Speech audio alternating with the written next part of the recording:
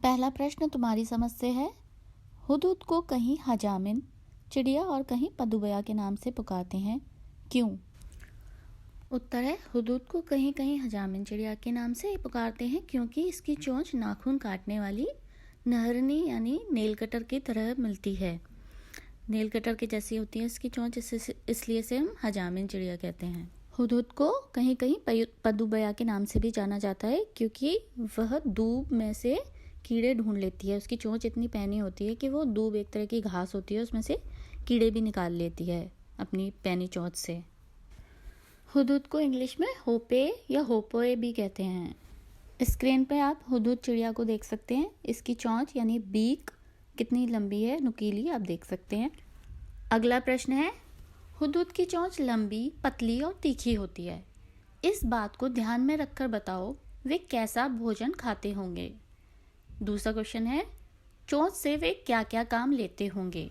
चोंच को इंग्लिश में बीक कहते हैं। उत्तर है, वे छोटे छोटे कीड़े मकोड़े खाते होंगे। क्या खाते होंगे? छोटे छोटे कीड़े मकोड़े यानी इंसेक्ट।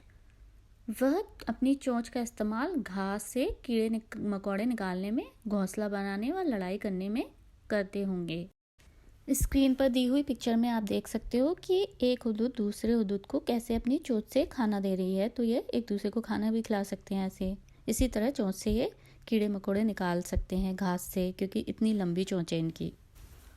अगला प्रश्न है, मैंने जाना से पाठ में से ऐसे शब्दों की सूची बनाओ जो पक्षियों के लिए इस्तेमाल होते हैं। ये आपको टेबल दी गई है, उसके हिसाब से बनाना है। पाठ पढ़ने के बाद अपनी कॉपी में एक तालिका तैयार करो और उस तालिका में मालूम की गई जानकारी लिखो। इस हिसाब से तालिका यानी टेबल बनानी है आपको और उस हिसाब से अपनी जानकारी लिखनी है उत्तर में। उत्तर आप इस टेबल में से देखकर लिख सकते हैं। ये तालिका बनाई है उस हिसाब से जो उन्होंने तालिका दी थी क्वेश्चन में। आप यहाँ से आंसर कॉपी कर सकते हैं। वीडियो को पॉज करके आंसर नोटबुक में नोट कर सकते हो। अगला प्रश्न, पहचाने कैसे से है। अगर तुम्हें हुदहुद को पहचानने में किसी की मदद करनी है तो तुम उसे कौन सी बातें बताओगे। 4-5 वाक्यों में लिखो। आपने अब हुदहुद के बारे में पढ़ा और उसको आपने पिक्चर में भी देखा और इस वीडियो में भी देखा, तो आप उस हिसाब से क्या क्या बातें बताएंगे कि अगर हुदहुद को कैसे पहचाने कि उसकी क्या क्या विशेषताएं हैं। उत्तर है, हुदहुद का सारा शरीर रंग बिरंगा और चटकीला होता है। मतलब रंग बिरंगा यानी कि कलरफुल सा है और शाइन करता हुआ है, चटकीला। दूसरा, उसके सिर पर बादामी रंग की कलगी होती है, यानी कि बादामी कलर यानी बादाम का जो कलर होता है ना, आलमंड्स का, वो कलर की कलगी लगी होती है, जिसके सिरे काले और सफ़ेद होते हैं। थर्ड, उसके पंख काले होते हैं और उन पर मोटी सफ़ेद धारियाँ होती हैं। फोर्थ, उसकी दुम का हिस्सा यानी पूंछ जो होती है वो कैसा होता है, सफ़ेद, और बाहरी हिस्सा काले रंग का होता है। उसकी चोंच पतली, लंबी और तीखी होती है, एकदम नुकीली होती है। आप स्क्रीन पर हुदहुद का पिक्चर देख सकते हैं। इसमें ये वाला जो हिस्सा है इसे हम कलगी कहते हैं और हुदहुद की ये टेल होती है, इसे ये दुम भी कहते हैं। बाकी इसके पंख जो हैं उस पर ब्लैक और वाइट धारियाँ हैं, आप देखो ध्यान से। अगला प्रश्न है, अब कौवा यानी क्रो या कबूतर यानी पिजन को पहचानने के लिए 4-5 बिंदु लिखो।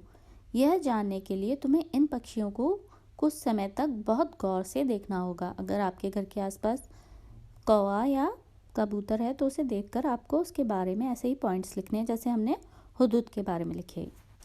उत्तर है, कौवे की पहचान के लिए नंबर 1 पॉइंट है, कौवा काले रंग का होता है, यानी क्रो जो है ब्लैक कलर का होता है। कौवा कोयल से थोड़ा बड़ा होता है, साइज़ उसका थोड़ा सा कोयल से बड़ा होता है। उसके बोलने पर काँव काँव की आवाज़ आती है। फोर्थ पॉइंट, उसकी चोंच काले रंग की होती है और लंबी भी होती है। ये कौवा आपको स्क्रीन पे दिख रहा है, आप इससे ये सारे पॉइंट मैच कर सकते हैं।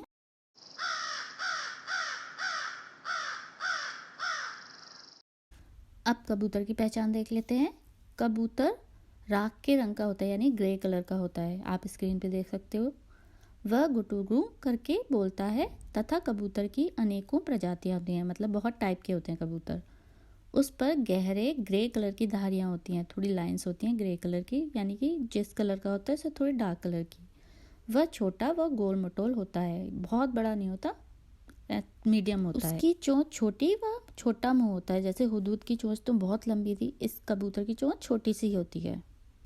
आप स्क्रीन पे कबूतर देख सकते हो। रियल लाइफ में जो कबूतर या पिजन है वो इस तरीके का दिखता है। प्रश्न है, तरह तरह के नाम से तुम्हारे आसपास कौन कौन से पक्षी पाए जाते हैं? उनके नामों की सूची बनाओ। उनके नामों की लिस्ट बनानी है आपको, जो आपके घर के आसपास दिखते हैं।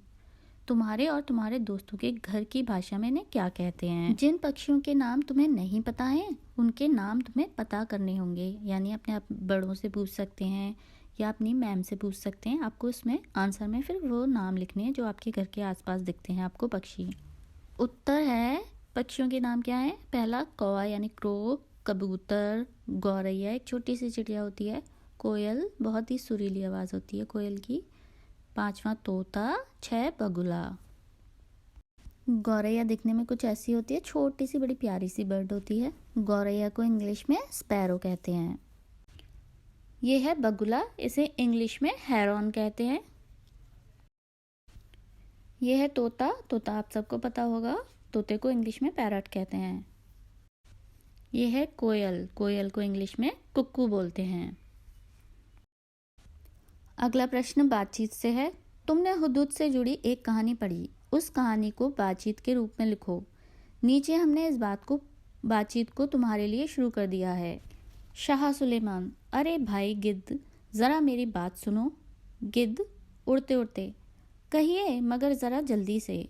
शाह सुलेमानी, गिद्ध, तुम अपने दोस्तों के साथ बातचीत को कक्षा में नाटक के रूप में प्रस्तुत कर सकते हो। आपको हुदूद की कहानी अपनी भाषा में लिखनी है और ऐसे ही संवाद लेखन करना है, और चाहें तो आप इसे रोल प्ले कर सकते हैं नाटक अपने क्लास के अंदर। इस प्रश्न का उत्तर आपको अपने आप करना है, लेकिन अगर आपको आंसर चाहिए तो मुझे कमेंट सेक्शन में लिखकर मांग सकते हैं। मैं उसके लिए एक अलग वीडियो बना दूंगी क्योंकि बहुत लंबी वीडियो हो जाएगी। अगला प्रश्न रंगारंग से है। हुदूद का सारा शरीर रंग बिरंगा और चटकीला होता है। हुदूद का रंग चटकीला बताया जाता है। रंग कैसे हैं यह बताने के लिए कुछ शब्दों का इस्तेमाल किया जाता है, जैसे फीका रंग, चटकीला रंग आदि। बताओ कि ऐसे किन किन चीज़ों के रंग होते हैं। ये एक टेबल दी गई है, इसमें से रंग का नाम और उस रंग की कौन सी चीज़ें होती हैं आपको आंसर में लिखना है। उत्तर है, रंग का नाम एक साइड लिखा है। जैसे गहरा रंग है, किस में पाया जाता है? पत्तियाँ यानी लीफ, बाल काले कलर के होते हैं। कौवा भी एकदम गहरे रंग काले का होता है। भालू। ऐसे फीका रंग कौन सा होता है? मिट्टी का रंग, उसमें मतलब एकदम ब्राइटनेस नहीं होती और फीका सा कलर होता है। हाथी का कलर भी एकदम ब्राइट नहीं होता, फीका सा होता है। ऊंट, कैमल। भड़कीला रंग किस किस के होते हैं? तोते का, मोर का, या हमारी ड्रेसेस भी कुछ कुछ पोशाक जैसे भगवान जी की आती हैं वो भी भड़कीले कलर की होती हैं। सुनहरा, सुनहरा यानी गोल्डन कलर, गोल्ड कलर भी बोलते हैं। सोने से बनी वस्तुओं का होता है, गोल्ड से बनी वस्तुएं जैसे अंगूठी, हार, कंगन। अंगूठी यानी रिंग, हार नेकलेस, कंगन यानी बैंगल। प्रश्न ख, यूनी ने आसमानी रंग की कमीज पहनी है। यह रंग इसलिए आसमानी कहलाया जाता है क्योंकि आसमानी रंग आकाश यानी आसमान का होता है। ऐसे ही कुछ और रंगों के नाम लिखो जो किसी चीज़ के नाम पर पड़े हैं। संकेत दिए हैं फल, सब्जी, पत्तों आदि के नाम पर। उत्तर है, ऐसे ही कुछ और रंगों के नाम इस प्रकार हैं। रंग, बैगनी रंग, बैगनी रंग किससे मिला है? बैगन से, बैगन यानी ब्रिंजल। सुनहरा रंग, सोना, सोना गोल्ड, और कलर कौन सा है? Gold colour. नारंगी, ऑरेंज कलर किससे मिला है? नारंगी या संतरा या फिर ऑरेंज से। चंपई रंग, चंपा के फूल होते हैं तो उसका जैसा जो मेल कलर होता है उसे हम चंपई रंग कह देते हैं। बादामी रंग, बादाम से। मेहंदी रंग, मेहंदी के पत्ते से। सिंदूरी रंग, सिंदूर से। जामुनी रंग, जामुन। केसरी रंग, केसर से। अगला प्रश्न है शब्द एक अर्थ अनेक से। शाह की भेंट हुदूद के मुखिया से हुई। मुझे मेरी बहन ने एक सुंदर भेंट दी।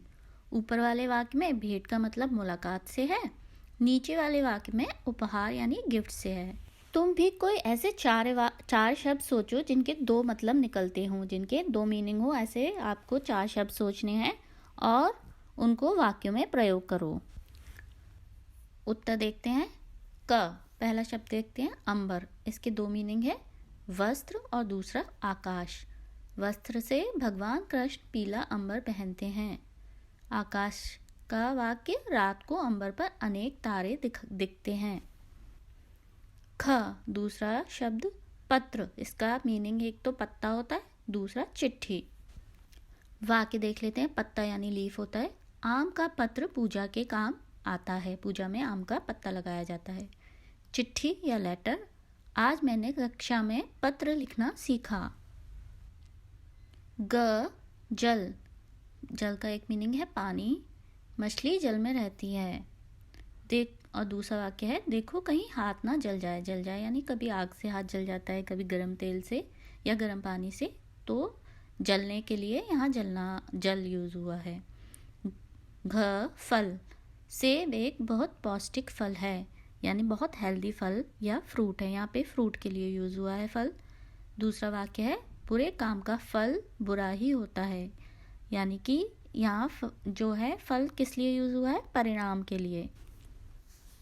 अगला प्रश्न नाम से है। हुदहुद एक बहुत ही सुंदर पक्षी है। हुदहुद और पक्षी दोनों को ही हम संज्ञा कहते हैं। अब नीचे दी गई तालिका को आगे बढ़ाओ। आपको जैसे हुदहुद, पक्षी, भारत, देश, अनार, फल लिखा है, ऐसे ही आपको और संज्ञा के चीज़ें लिखनी है। जैसे नेम, प्लेस, एनिमल, थिंग आता है ना संज्ञा में, ऐसे ही और शब्द ढूंढ के लिखने हैं। उत्तर है हाथी। हाथी क्या है, जानवर है। एलिफेंट और एनिमल। मुंबई एक शहर या सिटी है। गंगा नदी है, रिवर है।